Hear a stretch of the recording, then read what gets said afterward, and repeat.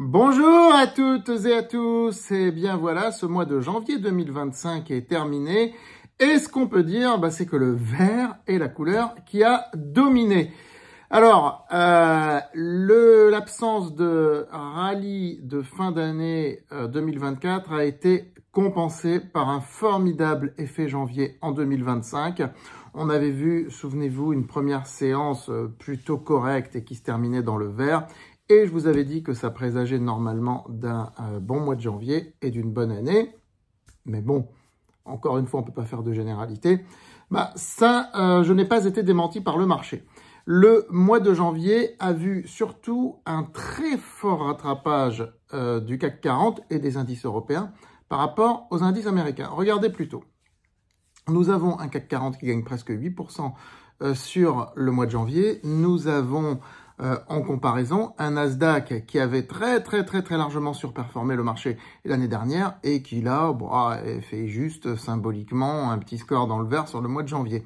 Et quand vous regardez plus en détail, vous remarquez aussi que sur le marché parisien, il n'y a pas que le CAC 40 qui a été performant, il y a aussi le SBF 120, il y a aussi le CAC Small. Le CAC Small a fait plus que le Nasdaq. Je ne sais pas si vous vous rendez compte de l'exploit. Donc le marché se remet à regarder toutes les valeurs de la côte parisienne. Ça veut dire qu'il y a un retour des investisseurs vers la France. Alors, est-ce que ça va durer ou pas? Et à quoi c'est dû? C'est dû au fait que le gouvernement Bayrou rassure les marchés. C'est un gouvernement qui semble être moins instable que le gouvernement précédent et qui avait gerclé au bout de 3 mois, rappelez-vous. Bon, de toute façon, cette semaine-là, en cette première semaine de février, ça va être l'épreuve du feu pour le gouvernement Bayrou. C'est là que tout va se décider. Alors, si jamais le gouvernement venait à tomber, ce qui paraît peu probable aujourd'hui, mais pas impossible, s'il venait à tomber, ce serait la catastrophe. Là, vous verriez les taux obligataires flamber, mais alors de manière pas possible, et le CAC 40 retourner vers ses vieux démons, c'est-à-dire retourner vers les niveaux de 7500 points où il avait décroché après la dissolution. Parce que si vous vous souvenez bien, ce qui s'était passé, c'est que le CAC 40 avait décroché vers les 7500 points après la dissolution alors qu'il était vers les 8000. Il a rattrapé aujourd'hui ses 500 points et il est revenu presque vers les 8000 points, le niveau où il était juste avant la dissolution. En gros, c'est ça. Donc, attention, si le gouvernement chute, ça va être la catastrophe. Mais bon, personne ne croit trop à une chute du gouvernement pour cette première semaine de février.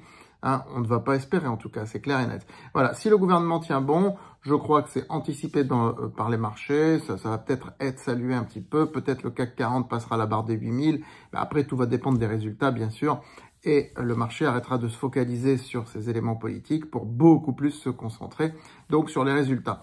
Quand vous voyez graphiquement ce qui se passe, vous voyez que le CAC 40, écoutez, il a rattrapé, il a formidablement rattrapé son retard. Alors, après la dissolution, il était rentré dans une sorte de canal haussier de rattrapage, mais ce n'est que maintenant, là, ce n'est que sur le mois de janvier, ce que vous voyez entouré en bleu, que le CAC a rattrapé son retard des mois précédents.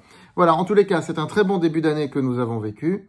Nous en avons bien sûr profité, nous avons un portefeuille qui fait un très bon score également. Maintenant, nous sommes toujours prudents. Attention au retour de bâton de février. Souvent, après un effet janvier comme ça, le mois de février, il est un peu moins bon. Il peut être dans le rouge. C'est normal, il peut y avoir des prises de bénéfices. Voilà, mais bon, je ne pense pas qu'il va y avoir quelque chose de dramatique sur ce mois de février. Je vous souhaite un très bon mois de février. Allons-y.